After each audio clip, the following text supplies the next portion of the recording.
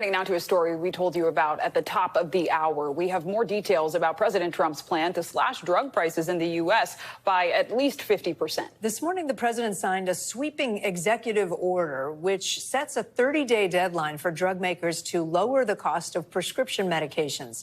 Joining us now to talk about it all, NBC News health and medical reporter Berkeley Lovelace.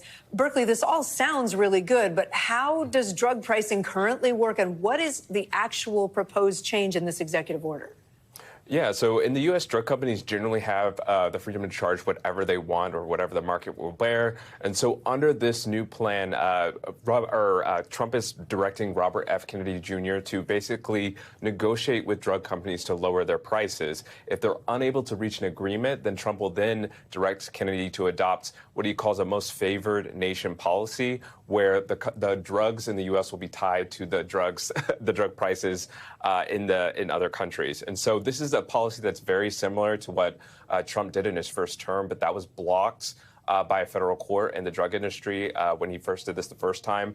And so right now there's a lot of questions right now whether Trump has the legal authority to do something like this and whether or not we'll be able to get these drug prices lowered. And Berkeley, there are a lot of medications out there. Do we know what types of drugs will be covered under the president's current plan?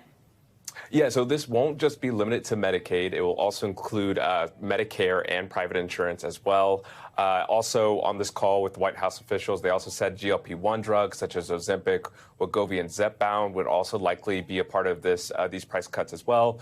Once again, we don't know whether or not they'll be able to do this or whether they'll have the legal authority to do so, but a price drop for those drugs as well would be a very welcome addition.